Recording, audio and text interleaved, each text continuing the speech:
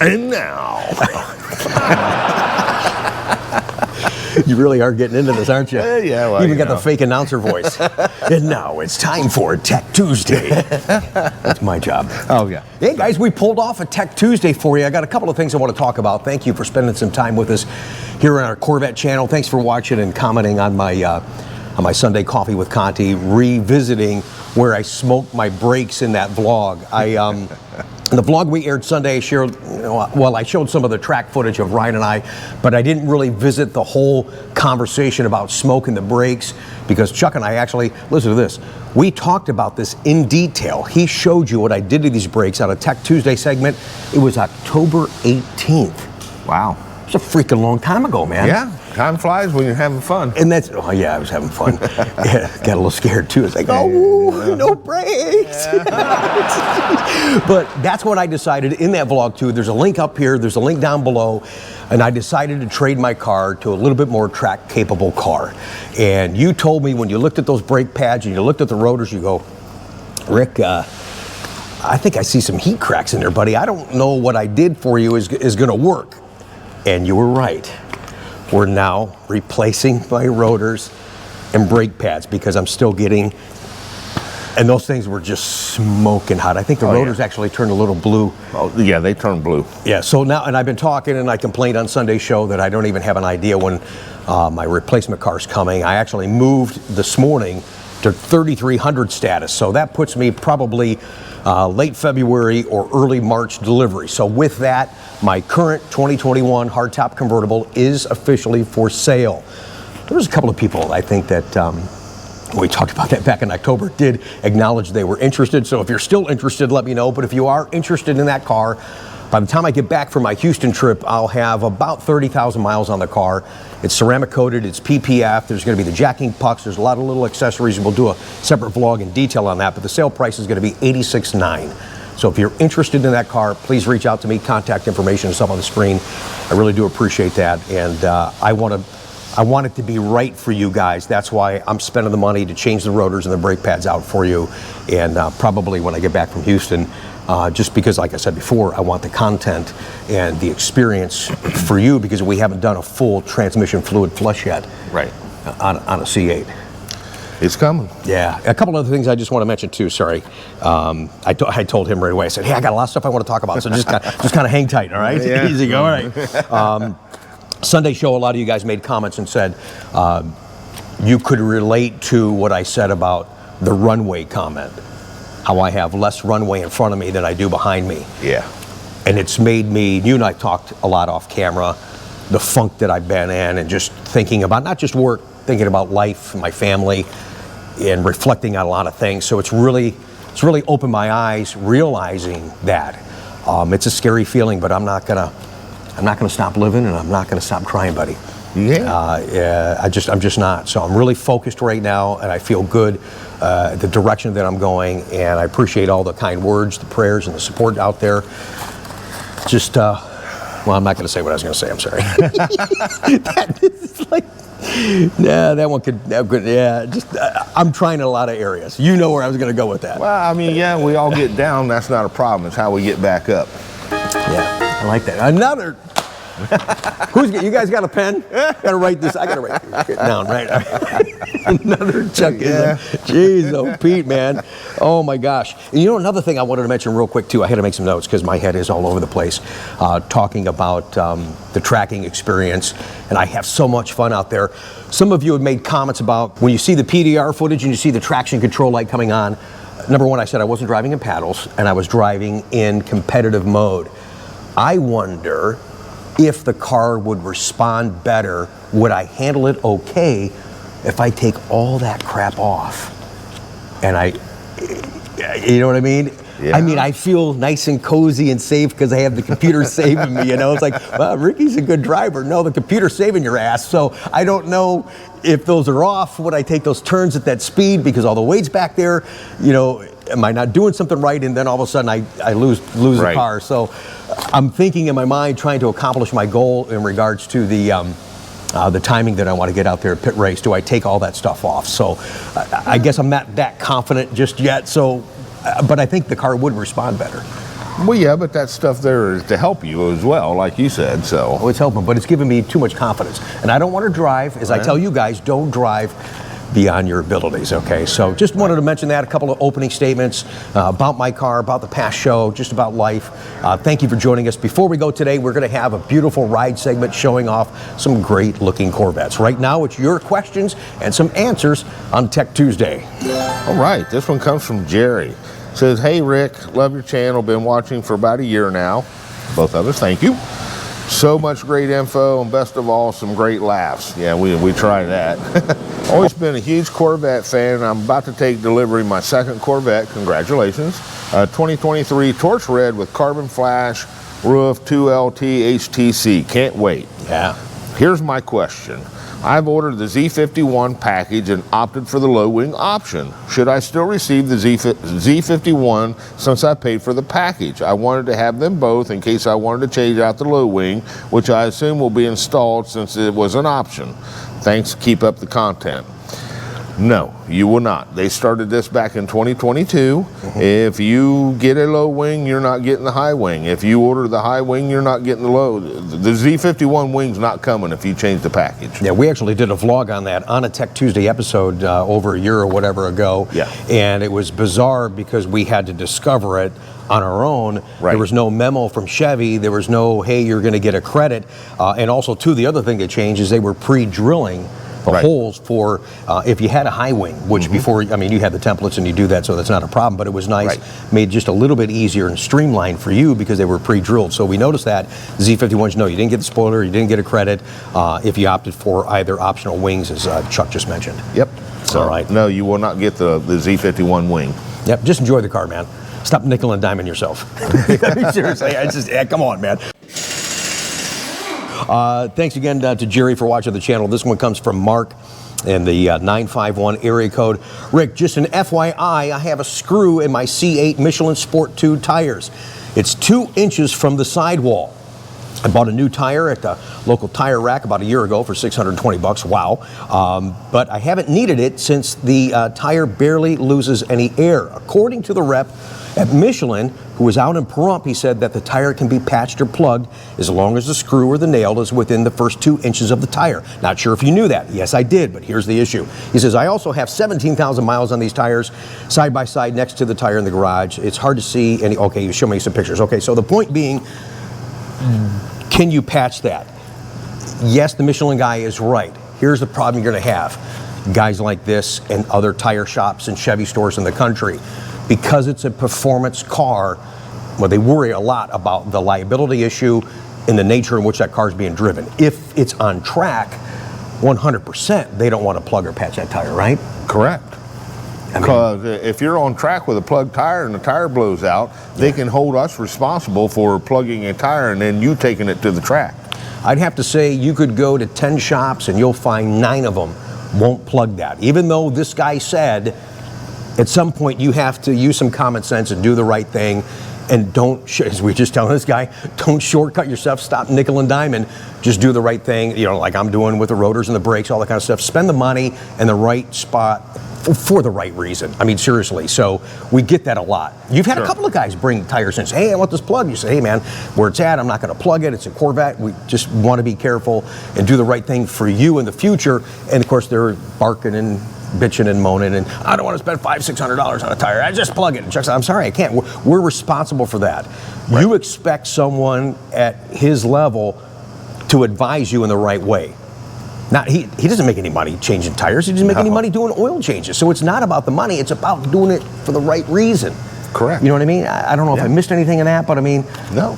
I think that's good advice. So well, Corvettes have some of the highest speed rated tires they're on the market because it's an out of the box factory race car. Yeah, and that tire is made specifically for Corvette. It's not like they took it from another product and put it on the car. That car is designed and engineered for that car. And I've seen you do a lot of times too here, and this brought up a point. It's got 17,000 miles on the car. So if that guy came in, he's going to put a new tire in, you would probably recommend him getting the other side. Correct. So they match. So you just don't have that inconsistency in the ride, so you're going to get that. And then you look at the other tires to make sure that their inspection is good and not worn out on the inside. So those are the things he likes to do for you guys. So when you leave here, you're like, wow, okay, we were just talking about this in my office the other day.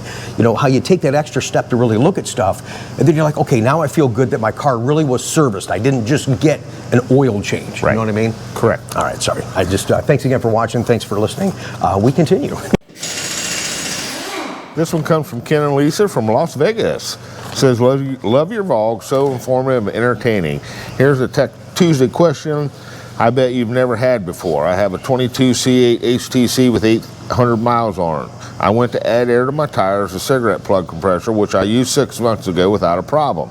This time when I plugged it in to the outlet under the glove box, no power. I plugged it into the outlet in the front, no power. I pulled the corresponding fuses and they were blown. I went to my local Chevy dealer and they could replace the 20 amp fuse, but they said the 15 amp M case is not a part that could be bought. They said I would need to replace the whole fuse box. I looked online, found the exact GM part number, same size, same marking, but as it states, it's not compatible with my car. I ordered it. Should I be concerned? I don't want my pride and joy to start on fire. Listen up. Well, yeah, I mean, here's the problem. Every fuse is elected to an amperage for that explicit circuit. When you up that circuit, yes, there's a possibility that you could burn something else up. So, I mean, it's up to you, but yes, there is a possibility. You know, if it's supposed to have a 15 amp in it, I'd leave 15 amp in it. 20, leave it 20. You know, back in the old days, because everybody can see I'm old, we could do that, but it wasn't quite back in the old days, they didn't have all the computers in the car that they do now. So. And they rely on specific amperage to communicate with this module, this module, this module. As soon as you start changing that, somewhere along the road, someone's going to go, exactly. it's just not going to work. I mean, that was a bad analogy, but you guys get an idea what I'm talking about. No, it wasn't bad. It was good because the modules go, huh, what? Yeah, huh? Say what? Yeah. Cuckoo. Exactly. All right, last question I have here, and then I do just want to make another quick statement. I just have a tendency to talk. You know? Sorry. That's what we do. It is my channel, and it is what we do, and we have a lot of fun doing it, absolutely. This one comes from Chad. He says, Rick, I recently bought a 2012 3LT Coupe. You know what? I love the C6. Oh yeah, me too. That's a great car. I told you, the ZR1's C6 was the epitome for me. So. Oh, absolutely. I'd love to have a little Grand Sport for Ryan out there on the track. Yeah. That would be a lot of fun. Anyways, back to Chad's question. He says, I currently have 30,000 miles on it. I was asking the local dealer about servicing my automatic transmission and was told they do a flush, but they don't drop the pan to replace the filter for the transmission. Do you recommend a flush, or should I have the shop drop the entire pan and change the filter? By the way, I love the channel. Thank you for watching. What do you say there, Chuck? Well, I mean, here we are, old versus new. Back in the old day, a transmission flush, you did drop the pan and you did replace the filter. With the newer stuff, in today's day and age, we recommend flushes because you're actually flushing the entire system and you're exchanging the entire fluid. With a pan drop, you're only getting about 4.5 quarts of fluid.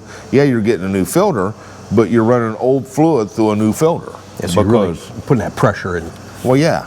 So, I mean, if you're not having any transmission problems, I would probably recommend just the flush. Yeah. But if you have, or do both. If you want them to drop the pan and replace the filter, that's fine. But then I would also have them flush it. That way you're getting all the old fluid out and replacing it with new fluid. Sorry for the background noise. Somebody actually made a comment, hey, I love it when you and Chuck are sitting in the shop and doing the thing, and we're doing our thing with that noise. But like you said, this is a shop, it's not Studio B. All right. Yeah. Thank you, sir. Appreciate that. And I know you got another truckload of vets that just came in. Yeah. And real quick, it's been just an incredibly intense, busy January for us. Yeah. I just want to thank a lot of people that we did business with, and just how fast they respond and the opportunities from right in our backyard to all over the country. John in Ohio got a C8. We talked about Brian and his wife in Pennsylvania, Danielle and Tobias in Pennsylvania, Linda and Don we shared here recently, their send-off Pat in Texas. Nick in Florida is getting a new one. Ralph and Marcia, thank you so much. You guys are awesome. Look at this plate. This is the license plate that's actually going on their car. And I'm never a loss for words, but I'm a loss for words. Look at this freaking thing. We'll have their send-off Pat coming up soon. Ralph and Marcia, I love you guys. I love talking to you, and thank you so much. I know they intended to come here to meet you and I in person, and they will later this year, but, look forward to it. You got to make the most important thing the most important thing. Also, absolutely. Derek here in Ohio just got a C8. Owen in Florida is about to take museum delivery later this week. Tim in California, he also too wanted to come see us. What a fun guy. Congratulations. He's the one you just added the 2 quarts transmission to the orange car just the other day. Sean and Caitlin in Colorado getting a caffeine car. Peggy and Terry in Texas. Again, more. I told you we do a lot of business in Texas. They've got a beautiful Amplify orange that's going down there soon. Michael here in Ohio, he also is getting a great looking caffeine car. Dan just recently is picking up a Z06, a great past customer. He moved very quickly to grab that car. And Terry watches our channel, waited a long time, has been so understanding and so patient. I wish I could be there with him. This week he's taking delivery at the museum, his first ever Corvette. So that in itself is a momentous occasion at the museum. Yeah. But your first ever Corvette and a new Corvette at the National Corvette Museum, Terry, that is super cool, man. What an honor to be a part of it. Congratulations. A couple of used ones too. Barry and Rachel just picked up a really nice 19, and then Rick did buy that beautiful 17 collector edition, which you'll see in the beautiful ride segment. So we've had an unusually busy January. This is just stuff that I did. Yeah. So we're real thankful. At the support, at the opportunities, and just the great friendships that we're building here through the channel and through this car. Thanks again for watching, you guys. I do appreciate it. Thanks for taking the time to do a quick Tech Tuesday. Glad to do it. I didn't think it was even possible, but it was important to me. I know it's important to you guys too, so thanks. Email address is up on the screen. If you want to send in a picture for the ride segment, just give me a first name and what state you're from. Also, if you're interested in buying my car, let me know, 869, and that'd be kind of cool to give a send-off, Pat. Yeah. To my car. That'd be cool. So let me know on that. And also, too, if you have a question for Tech Tuesday, how to use something on your car, or if you have a troubleshoot issue that Chuck and I can assist with. Thanks for watching. It's time now for Your Beautiful Rides. Yes, it is. See ya.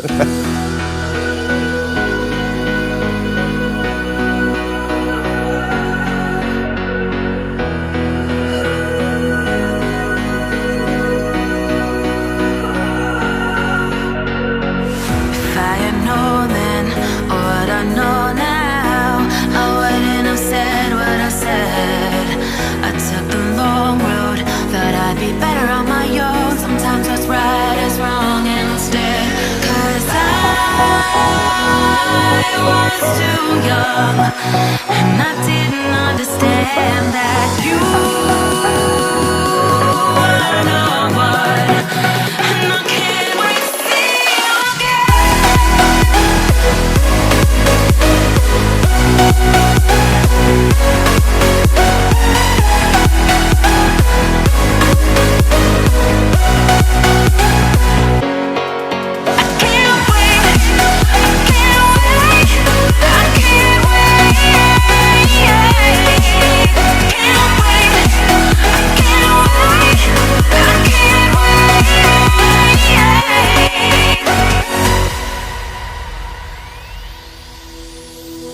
Hindsight is fleeting when your heart's bleeding and all you can see is red, till you discover it is within each other to forgive and make amends. If I had known then what I know now, I wouldn't have said what I said.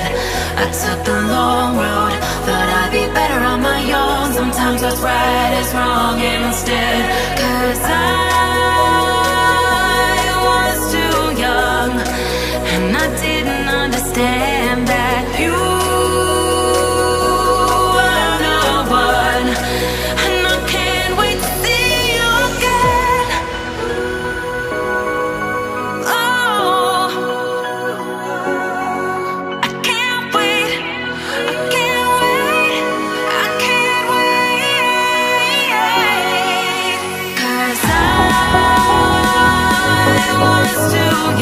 and I didn't understand that you